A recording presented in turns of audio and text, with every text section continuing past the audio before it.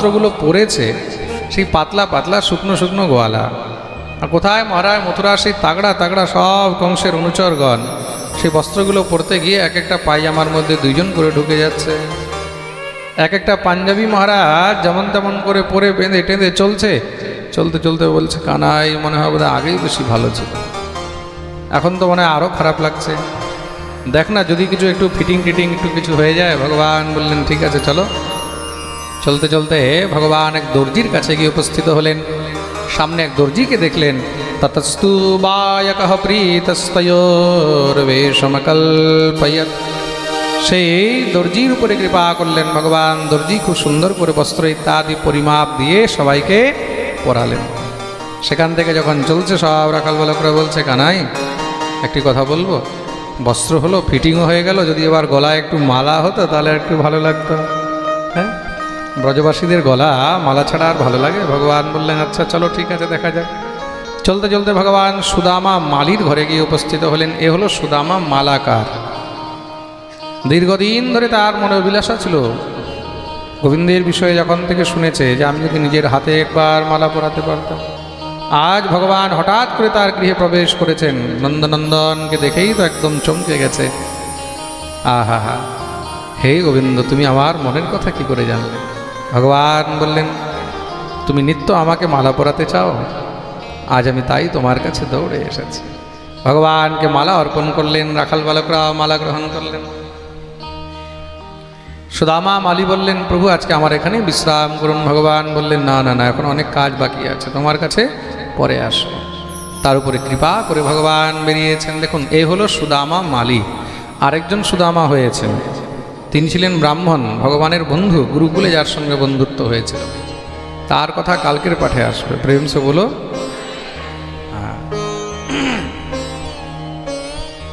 কালকে সুদামা চরিত্র পাঠ হবে, খুব মন দিয়ে শুনবে কিন্তু। হ্যাঁ, কালকে আমাদের পাঠের বিশ্রাম দিন, তাই তো? দেখো দেখতে দেখতে 2 বছর, আর দেখতে দেখতে 2 বছরের মধ্যেও 6 দিন এখন শেষ হয়ে যাচ্ছে। কালকে বিশ্রাম দিনের বেলা চলে আসছে। হ্যাঁ, প্রেম সে বলো। কালকে আমাদের পাঠ বিশ্রাম হবে। দেখুন একটা জিনিস মনে রাখবেন, ভাগবত কখনো শেষ হয় না। আমি বারবার বলি না ভাগবত শেষ হয় না, ভাগবত বিশ্রাম নেন। আর যেখানে বিশ্রাম হয় আবার শুরু হয়ে যায়। কালকে এখানে বিশ্রাম হবে, পরশুদিন মহোৎসব হবে, জানা আছে তো? পরশুদিন মহোৎসব সকাল 11টা থেকে হবে। কয়টা থেকে? আরে কমিটির লোক কোথায় আছে? ঠিক বলছি তো? হ্যাঁ, 11টা তো? পরশুদিন 11টা থেকে মহোৎসব আরম্ভ হবে।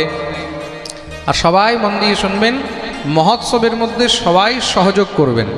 আর মহোৎসবে সবাইকে সহযোগ করা উচিত, যে যেইভাবে পারবে সেইভাবেই সহযোগ করবে। তা অনেকে ভাবতে পারে মহারাজজি কীভাবে সহযোগ করব? মহোৎসবের জন্য কালকে যখন আপনারা পাঠে আসবেন, পাঠে আসার সময় সবাই নিজের সঙ্গে যে যতটা পারবে চাল, ডাল, তেল, হলুদ, মশলা, সবজি যা পারবে নিজের সঙ্গে নিয়ে আসবেন। এইখানে কাউন্টার বানানো থাকবে, ওইটার মধ্যে আপনারা সবাই জমা করে দেবেন। সেই সমস্ত সব আপনাদের গৃহ থেকে আনিত ভাগবতকে যা আপনারা বস্তু অর্পণ করবেন কালকে, সেইগুলো দিয়ে মহোৎসবের রন্ধন হবে। আর আপনাদের সমস্ত ভক্তদের জন্য পরশুদিন সেই দিব্য মহোৎসবের প্রসাদের ব্যবস্থা করা হবে। তা কালকে সবাই মহোৎসবের জন্য যে যতটা পারবে নিজের ঘর থেকে নিয়ে আসবে। আসবে তো? কে কে আনবে? হাতে করে করে তো দেখি। আচ্ছা, কিছু কঞ্জুসগুলো, কিছু কিপটেগুলো হাতও তুলছে না যদি আনতে হয়। যারা যারা আনবে তারা হাত উপরে করো ভালো করে। আচ্ছা বাহ, তাহলে তো হয়ে গেছে। প্রেম সে বলো। দেখো যার যত সামর্থ্য হয়, কার যদি 2টা আলু আনার সামর্থ্য হয় 2টা আলু নিয়ে আসবে। আরে কার 5 কেজি চাল না হোক 1 কেজি নিয়ে আসবে, 1 কেজি না হোক আধা কেজি নিয়ে আসবে। কার যদি 100 গ্রাম ডালও আনার সামর্থ্য থাকে তাও আনবে, তাই তো? এটা আপনাদের অনুষ্ঠান, ঠিক না? এটা সমস্ত মাছিনানবাসী, অত্র অঞ্চলবাসী ভক্তদের অনুষ্ঠান। তা যে যত পারবে নিজের সঙ্গে নিয়ে আসবেন। আর কালকেই ভাগবত বিদায় হবে। ভাগবত যখন বিশ্রাম হবে তার আগে ভাগবত বিদায়ের মধ্যে যারা যারা ভাগবতকে দক্ষিণা ইত্যাদি অর্পণ করবেন বা মন্দির নির্মাণ এবং বৃদ্ধাশ্রম নির্মাণের জন্য দান করবেন, তারাও কালকেই দান করবেন। কালকেই আপনাদের মধ্যে আমাদের ভাগবত ভক্তি ট্রাস্টের সমস্ত সব সদস্যগণ, আমাদের বৃন্দাবন থেকে যারা এসেছেন, তারা আপনাদের মধ্যেই কালকে ভিক্ষার ঝুলি নিয়ে বেরোবে। যারা যারা অর্পণ করবেন তখনই কালকে অর্পণ করা হবে। প্রেম সে বলো। কালকে এখানে বিশ্রাম, তারপরে 9 তারিখ থেকে, কালকে তো হলো 6 তারিখ, মাঝখানে 7, 8, 9 তারিখ থেকে আবার ভাগবত আরম্ভ হবে নন্দীগ্রামে, মেদিনীপুর। ওটা কি পশ্চিম না পূর্ব? হ্যাঁ, পূর্ব মেদিনীপুরের নন্দীগ্রামে হরিপুরে, সেখানে 9 তারিখ থেকে 15 তারিখ পর্যন্ত ভাগবত সপ্তাহ হবে। যারা নন্দীগ্রামের আশেপাশের ভক্তরা আছেন তারা সেখানে গিয়ে পাঠ শ্রবণ করবেন। আর যারা যেতে পারবেন না তারা ঘরে বসে লাইভ শ্রবণ করবেন। এখানে লাইভ কে কে শোনে ঘরে গিয়ে? হাত উপরে করো তো দেখি। ওরে বাপরে, দেখেছো, এইখানেও শোনে আবার ঘরে গিয়েও আবার শোনে। আমাকে অনেক ভক্তরা বলে মহারাজজি ওইখানে শুনতেও আনন্দ, আর ঘরে বসে যখন নিজেকে দেখতে পাই তখন আরও আনন্দ হয়। হ্যাঁ, অনেকে আবার নিজেকে দেখার জন্য এখানে দেখে, বলে আমাদেরকে দেখাচ্ছে কিনা, তাই তো? প্রেম সে বলো। তা 9 থেকে 15 এপ্রিল নন্দীগ্রামে, তারপরে 17 এপ্রিল থেকে নিয়ে 23 এপ্রিল আবার পাঠ হবে দাসপুর। দাসপুরে নারাজোড় জানা আছে তো সবার? দাসপুর তো বেশি দূর নয় এখান থেকে। দাসপুরে নারাজোড়। নারাজোড় কত দূর? অনেক দূর। ও আচ্ছা আচ্ছা, চলো যারা যেতে পারবে তারা অবশ্যই আসবে। আর যারা লাইভ শুনছে দাসপুরের আশেপাশের ভক্তরা, তারা সবাই 17 এপ্রিল থেকে 23 এপ্রিল পর্যন্ত দাসপুরের কাছে নারাজোড়ে সেখানে ভাগবত শ্রবণ করবেন। বাকিরা ঘরে বসে লাইভ শ্রবণ করবে। তারপরে আমরা এখান থেকে বৃন্দাবন চলে যাব। বৃন্দাবনে 26 তারিখ থেকে 23 তারিখ পর্যন্ত এইখানে পাঠ হচ্ছে। তারপরে 26 এপ্রিল থেকে নিয়ে মে মাসের 2 তারিখ পর্যন্ত, 26 এপ্রিল থেকে 2 মে পর্যন্ত বৃন্দাবনে পাঠ হবে মদনমোহন মন্দিরের পাশে হরিবোল কুটির। সেটাও আপনারা লাইভ শ্রবণ করবেন। যাদের বৃন্দাবনে যাওয়ার সামর্থ্য আছে তারা বৃন্দাবনে গিয়ে শ্রবণ করতে পারেন। তারপরে মে মাসের 6 তারিখ থেকে বৃন্দাবনের পাঠের পরে মে মাসের 6 তারিখ থেকে 12 তারিখ পর্যন্ত পাঠ হবে হুগলি ডিস্ট্রিক্টের গোঘাটে। কোথায় হবে? গোঘাট। গোঘাট জানা আছে তো? তা গোঘাটের আশেপাশে যেই ভক্তরা আছে তারা মন দিয়ে শুনে নেবে, যারা লাইভ শুনছে। গোঘাটে মে মাসের 6 তারিখ থেকে 12 তারিখ পর্যন্ত পাঠ আছে। সেখানে গিয়ে আপনারা পাঠ শ্রবণ করতে পারবেন, আর বাকিরা ঘরে বসে লাইভ শ্রবণ করবেন। আর তারপরে আবার 22 মে থেকে নিয়ে 28 মে পর্যন্ত হুগলিতেই পাঠ হবে। সেই পাঠটা হবে খানাকুল। খানাকুল জানা আছে? হ্যাঁ, হুগলি খানাকুলে পাঠ হবে 22 থেকে 28 মে। আর তারপরে মে মাসের 31 তারিখ থেকে নিয়ে জুন মাসের 6 তারিখ পর্যন্ত শ্রীমদ্ ভাগবত সপ্তাহ জ্ঞানযজ্ঞ মহোৎসবের পাঠ হবে বীরভূম জেলার খয়রাশোলে। বীরভূম জেলায় খয়রাশোলে, সেখানে 31 মে থেকে নিয়ে 6 জুন পর্যন্ত পাঠ হবে। পুরো লিস্ট বলে দিচ্ছি, যারা যেখানকার আশেপাশের বাসিন্দা তারা সেখানে গিয়ে যেন পাঠ শ্রবণ করতে পারেন। এখন থেকে সবাই জেনে যাবে। তারপরে 6 জুন পর্যন্ত হলো বীরভূম খয়রাশোল। তারপরে 8 জুন থেকে নিয়ে 14 জুন পর্যন্ত আবার আপনাদের পাশে যদু ঘনশ্যামে পাঠ হবে।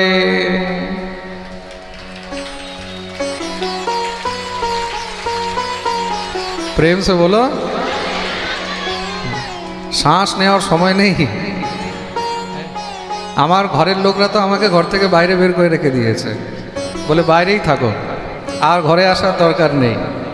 এইভাবেই কিন্তু রাধারানী এমন কৃপা করুক, আপনারা এমন আশীর্বাদ করুন যেন জীবনভর এইভাবেই আপনাদের সবাইকে হরিকথা শুনিয়ে যেতে পারি। এইভাবে আরও লাইন তো, লিস্ট তো অনেক লম্বা আছে, এখন এতটুকখানি বলে দিলাম। প্রেম সে বলো। তো পরশুদিন মহোৎসব সবাই জেনেই গেলেন।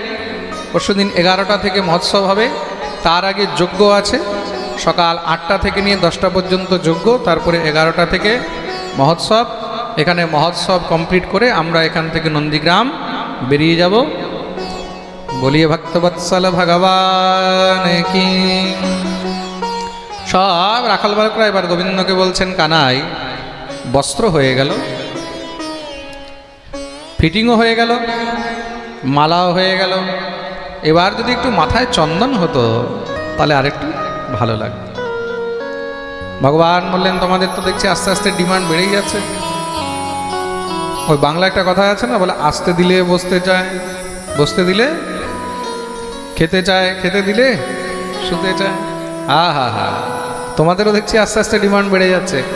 আগে বস্ত্র চাই, তারপরে ফিটিংয়ের পরে এবার মালা, মালার পরে চন্দন। কিন্তু ভগবান তো ভক্ত বাঞ্ছা কল্পতরু। তো ভগবান বললেন, ঠিক আছে যাও, তোমাদের ইচ্ছাও পূর্ণ করা হবে। ভগবান সবাইকে নিয়ে চলছেন, সামনে দিয়ে দেখছেন 3 জায়গা থেকে টেড়ি মেড়ি কুবড়ি মলয়োদ্ধর চন্দন ঘষে ঝুড়ির মধ্যে করে সাজিয়ে নিয়ে যাচ্ছে। সেই চন্দনের সুগন্ধ পেয়ে ভগবান দৌড়ে তার দিকে গেলেন। বিলোক্য কুব্জাম যুবতীম বরাননাম পপ্রচ্ছয়ান্তিম প্রহসন রসপ্রদ। সেই কুব্জা কিন্তু একদম যুবতী, খুব মন দিয়ে শুনবে, বহুত অল্প বয়স, কিন্তু 3 জায়গা থেকে টেড়ি বলে সবাই তাকে কুবড়ি বলে, সবাই তাকে কুব্জা বলে। ভগবান তার কাছে গিয়ে তাকে সম্বোধন করলেন, ও সুন্দরী। সুন্দরী বলতেই তো কুব্জা একদম মহারাজ রেগে ফায়ার।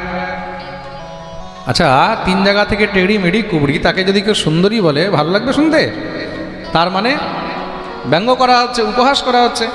কুব্জা খুব রেগে গেলেন, ভাবছে যে এখন কি না বলবে। কিন্তু যখনই গোবিন্দের দিকে তাকিয়েছে, শ্যামসুন্দরের সেই হাসি দেখেই সব ভুলে গেছে। আসলে গোবিন্দের যে হাসি না, সেই গোবিন্দের হাসিটাই হলো মায়া। খুব মন দিয়ে শুনবে, কিন্তু ঠাকুরের হাসিটাই হলো মায়া। ওই গোবিন্দের হাসিটা দেখেই সমস্ত জগৎ সব ভুলে যায়। নিজের অন্তরের কষ্ট, নিজের দুঃখ, নিজের পীড়া সব গোবিন্দের সেই দিব্য ছবি, সেই হাসি দেখেই। তার জন্য বলেছে না, শ্যাম তেরি মুস্কান কি কসম हम अपना दिल तुम्हें दे बैठे। ऐ श्याम तेरी मुस्कान की कसम हम अपना दिल तुम्हें दे बैठे। ऐ श्याम तेरी।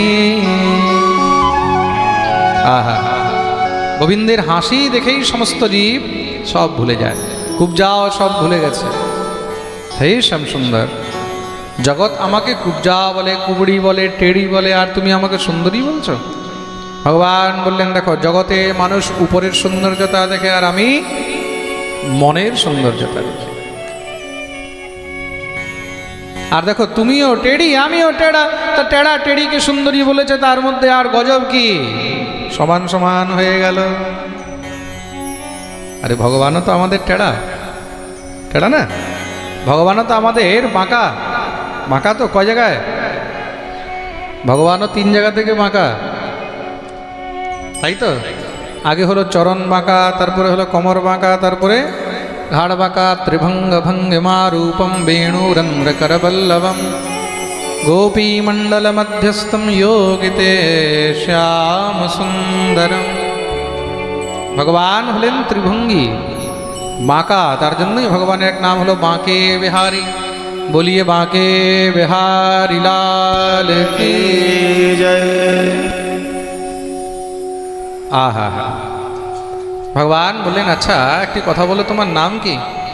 নিজের পরিচয় দিলেন, আমার নাম হলো শৈরন্ধ্রী দাস্য সুমহম সুন্দরকং সসম্মতাং ত্রিবক্র নামায়নুলেপ কর্মণি মদভাবিতম ভোজপতে রতি প্রিয়ম বিনায়বাম পুণ্যতমস্তদর্হতি।